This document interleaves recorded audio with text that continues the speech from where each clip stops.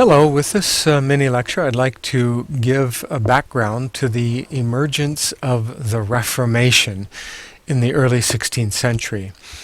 There was a time a few decades ago when it might have been thinkable for someone to argue that the Reformation was caused simply because the Catholic Church was so corrupt and Luther was such a spiritual giant that it had to happen.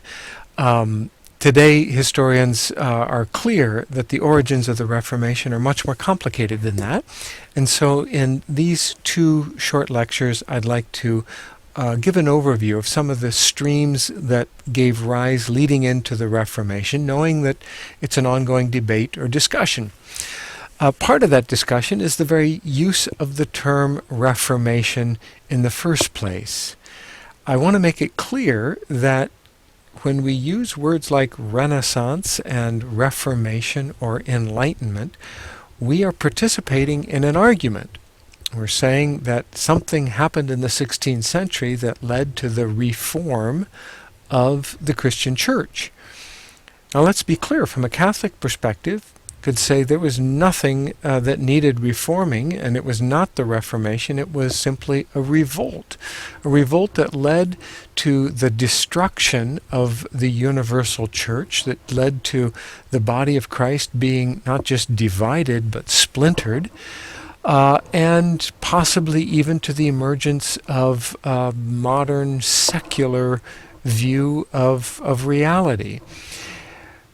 At the very least, it's clear that the Reformation raised new questions about the nature of authority, especially religious authority, and questions about authority that have still not been fully resolved to this day, that we want to explore in more detail in the course of this unit.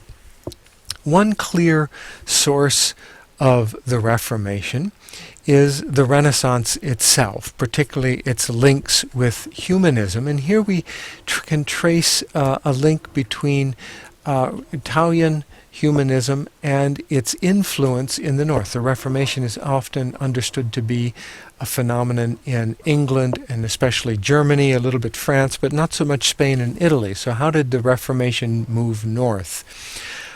It moved north in large part through the influence of two significant individuals. One was a man named John Colet, an Englishman, child prodigy who was fascinated with classical languages of Latin and Greek. And so Colet in his youth spent 3 years in Italy, rubbing shoulders with Italian humanists, being part of the energy and excitement of this recovery of classical languages. And when he came back to England, he began preaching in a new style. Colet began what today we call inductive preaching, in which he worked from verse to verse, always asking, what did the author, what was the context, what was the original intention of the biblical writer? And so, for example, when Paul was writing to the church at Corinth, what was happening in Corinth at the time that Paul wrote this letter that helps us understand Paul's context? And the goal in inductive preaching is to understand the historical situation as clearly as possible, and then to ask, well, what was Paul's intended meaning in that context, and how can we then apply that to our own day?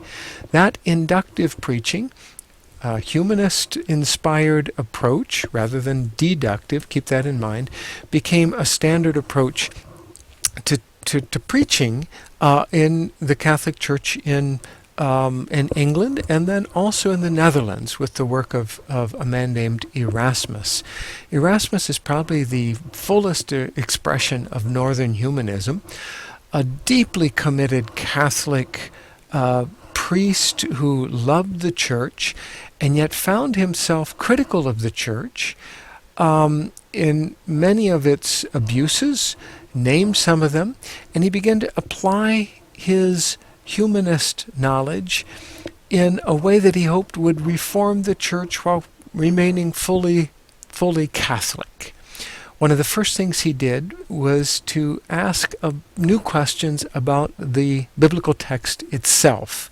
In the next lecture, I want to explore what the consequences of that were.